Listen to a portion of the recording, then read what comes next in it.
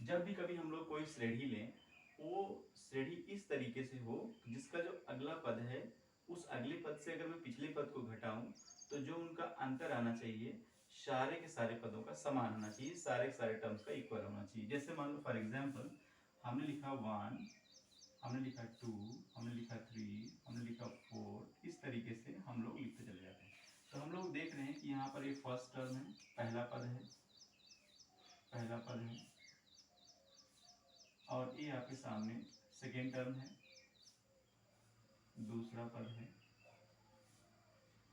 और यहाँ पर हम देख रहे हैं कि ये आपके सामने तीसरा पद है, और उस तरीके से आपके सामने कंटिन्यू है। तो पहला पद जो है, दूसरा पद जो है, तीसरा पद, मतलब पहले पद को पहले आप छोड़ दो, आगे से जितने भी पद हैं अगर हम उसके पहले पद को घटाएं, जैसे मान लो इसमें से अगर आप इसको माइनस करो तो हमेशा कितना अंतर आएगा, 1 आएगा। इसमें से अगर इनको माइनस करो तो हमेशा अंतर कितना आएगा, 1 आएगा। इसमें से इनको कितना माइनस करो कितना आएगा, 1 आएगा। इसी प्रकार से आगे भी यही कंडीशन चलती जाएगी। तो जब इस प्रकार की श्रेणी आपके सामने आती है तो उसी को हम लोग क्या बोलते हैं, समांतर श्रेणी बोलते हैं। इसका जो ये पहला पद है, जो फर्स्ट टर्म्स है, उसको हम ए से व्यक्त करते हैं। ए इज इक्वल टू यहाँ पर 1 है, जिसको हम फर्स्ट टर्म या पहला पद बोलते हैं। और जब इनको हम घटाते हैं, जितने भी जो इस श्रेणी में सारे पद दिए गए हैं उनमें अगले टर्म से अगर हम पिछले टर्म को सबट्रैक्ट करते हैं तो जो डिफरेंस आता है उसको हम डी से व्यक्त करते हैं। तो हमने मान लो 2 में से किसको सबट्रैक्ट किया, 1 को सबट्रैक्ट किया, तो जो ये डिफरेंस निकल के आया इसी को हम लोग डिफरेंस बोलते हैं। इंग्लिश में डिफरेंस बोलते हैं और हिंदी में बोलते हैं सार्वंतर। हिंदी में इसी को हम लोग सार्वंतर के नाम से जानते हैं और इंग्लिश में इसी को हम लोग डिफरेंस के नाम से जानते हैं, राइट। तो इस तरीके से हमने समझ लिया समांतर श्रेणी क्या होती है। अब अगली बात क्या है, अगर हम लोग जनरली बात करें, जनरली ये बात करें कि यदि हमने मान लिया कि जो समांतर श्रेणी है उसका पहला पद अगर मान लो आपके सामने जो फर्स्ट टर्म है, फर्स्ट टर्म मान लो स्मॉल ए है, सार्वांतर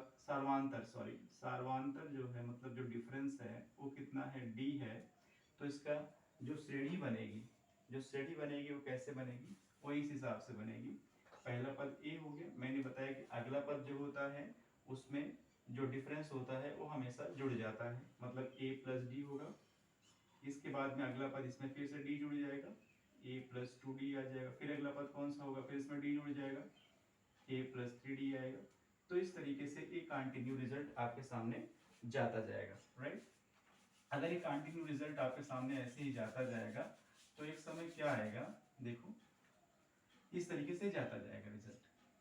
अब हमें क्या है कि इसका nth टर्म मालूम करना है कि nth टर्म हम इसको कैसे ज्ञात करेंगे। तो देखो आपके सामने ये क्या है, फर्स्ट टर्म है। फर्स्ट टर्म को अगर मैं a1 से व्यक्त करूं, और ये क्या है, इसका सेकेंड टर्म है, सेकेंड टर्म को हमने a2 से व्यक्त कर दिया। ये क्या है, इसमें थर्ड टर्म है, थर्ड टर्म को हमने a3 से व्यक्त किया। ये क्या है, चौथा पद है जिसको हमने a4 से व्यक्त कर दिया।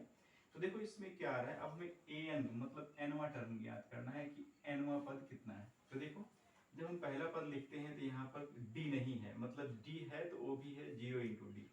a2 है तो यहाँ पर देखो 1 इंटू डी है, a3 है तो यहाँ पर देखो 2d है, a4 है तो यहाँ पर देखो a प्लस 3d है, मतलब एक एक कम d में मल्टीप्लाई हो जा रहा है। इसी कारण से an में क्या हो जाएगा, a प्लस एक कम, यहाँ पर क्या हो जाएगा, d से मल्टीप्लाई।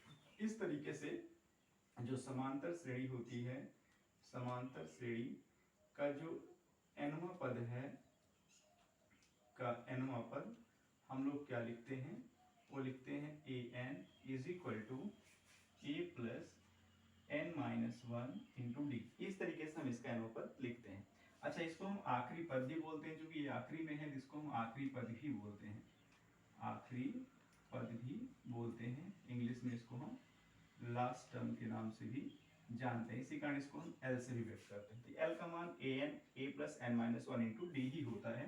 इसको आपको हमेशा दिमाग में रखना है, इसके जरिए से हम क्वेश्चन करेंगे। चलो हम एक क्वेश्चन पुट अप करके देखते हैं। हमने आपके सामने एक क्वेश्चन लिया है, क्वेश्चन लिया है कि भाई,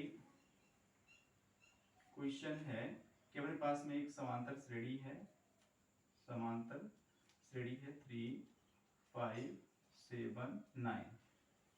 अब इसको पहचान लो कि अगले पद में से पिछले पद को घटाओ, देखो सब में अंतर समान आ रहा है, इस कारण से समांतर श्रेणी है। अब हमें ये ज्ञात करना है, इसका nवां पद ज्ञात करना है कि भाई इसका nवां पद ज्ञात करो, nवां पद ज्ञात करके बताओ क्या। हम लोग देखिए जो सोल्यूशन कैसे करेंगे इसमें। सबसे पहला नंबर तो हमारे पास में श्रेणी क्या दी गई है 3 5 7 9, तो इसका पहला पद कितना है a इज इक्वल टू कितना है 3 है। और जो सार्वांतर है ये d कितना है d मतलब इनमें से 2 घटाते हैं तो 5 माइनस 3 कितना आएगा 2 आएगा।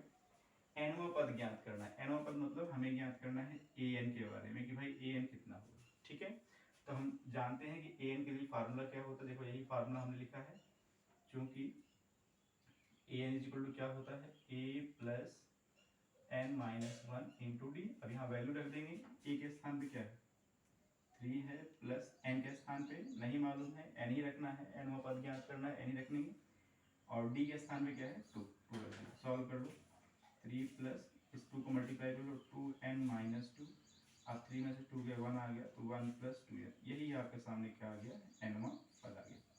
तो इस तरीके से हम इसका nवां पद निकाल सकते हैं। अच्छा, इसी पे क्वेश्चन में और पुट अप करूंगा, आपके सामने एक नया क्वेश्चन पुट अप करूंगा कि भाई आपके सामने क्वेश्चन है, क्वेश्चन नंबर 2 है कि किसी समांतर श्रेणी का 10वां पद है ना, 10वां पद कितना है मान लेते हैं 10 है, तथा पहला पद 1 है, तो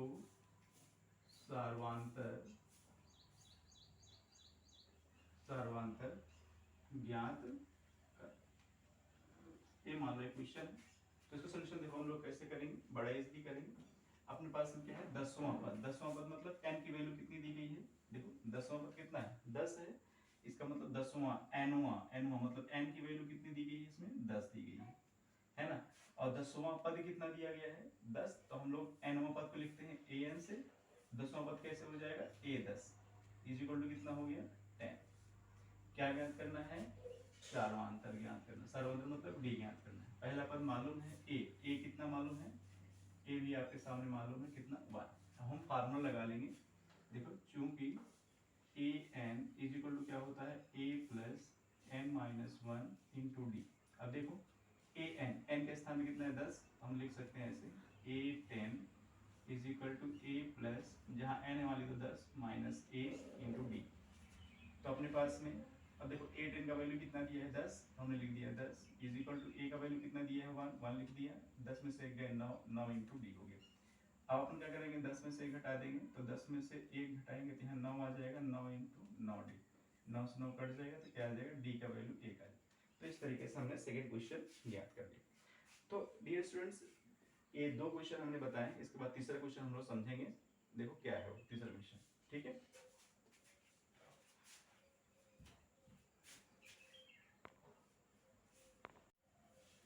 डियर स्टूडेंट्स एक क्वेश्चन आपके सामने है कि x प्लस 1 3x और x प्लस 2 समांतर श्रेणी में है, तो x का वैल्यू ज्ञात कीजिए।